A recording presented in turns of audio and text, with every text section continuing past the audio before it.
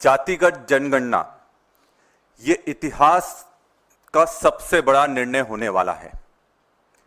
जिस तरह से गांधी जी ने कहा था कि पहले वो आपका तिरस्कार करेंगे, फिर वो आपकी हंसी उड़ाएंगे, फिर वो आपसे लड़ाई लड़ेंगे और अंत में आपकी जीत होगी। यही राहुल गांधी जी के साथ हुआ है। जब बीजेपी का ऐसा कोई कार्यकर्ता ना, कोई नेता नहीं था जिसने राहुल गांधी जी का मजाक नहीं उड़ाया कि जातिगत जनगणना कैसी होगी।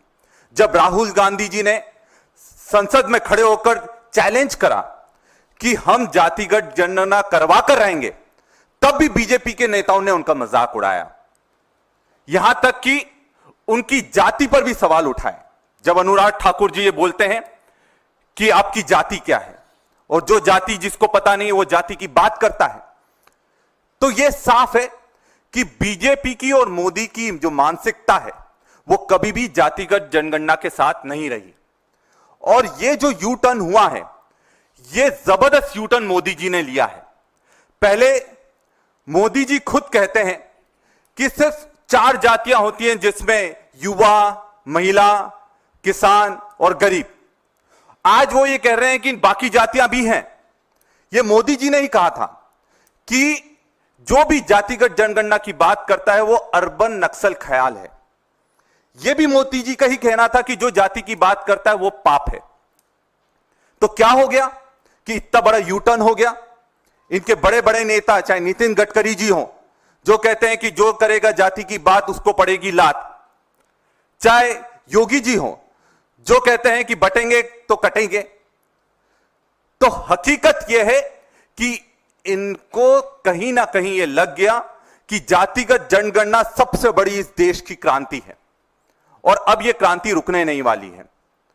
और हम लोग यहां पर ही नहीं रुकेंगे। हमें इन पर बिल्कुल भरोसा नहीं है, क्योंकि अभी तक बजट कहां से आएगा यह इन्होंने नहीं बताया। 2019 में जो सेंसेक्स के लिए बजट अलोकेट हुआ था वो 8,200 करोड़ का बजट अलोकेट करा था। आज 2025 में जब हम जातिगत जनगणना करवाना चाहते हैं, तब यह बजट पहुंच गया 11,000 करोड़।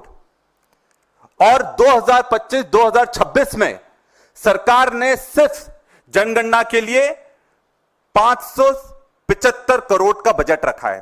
तो अब बाकी 11,000 करोड़ का अगर बजट है, तो क्या 575 करोड़ रुपए में वो पूरा हो सकता है? नहीं हो सकता। इसकी प्रक्रिया क्या रहेगी? क्या इसमें पारदर्शिता नहीं होना चाहिए, ट्रांसपेरेंसी नहीं होना चाहिए? जब कोई घोषणा होती है तो उसका पूरा ब्लूप्रिंट तैयार होता है, पर आज तक क्या क्वेश्चनर रहेगा, कैसे जनगणना होगी, क्या उसकी रूपरेखा रहेगी, ये किसी को भी कोई जानकारी नहीं है। और यही नहीं, अभी तक कोई डेडलाइन नहीं दी गई, ना डेडलाइन दी गई, ना टाइमलाइन दी गई। कैसे करेंगे, क्या करेंगे और कब होगी, ये किसी को नहीं मालूम। तो उस बात साफ है कि इनकी नीयत में खोट है, क्योंकि अगर ये बजट हमको बता नहीं रहे, प्रक्रिया ये हमको बता नहीं रहे, डेडलाइन ये हमको बता नहीं रहे, तो इन पर भरोसा हम कैसे कर सकते हैं? और जो इनका ट्रैक रिकॉर्ड रहा है मोदी जी का, चाहे वो 15 लाख की बात हो, चाहे वो 2 करोड़ रोजगार की बात हो, चाहे महिला आरक्षण की बात हो, हमेशा ये अपने वादों से पलटते दिखे हैं।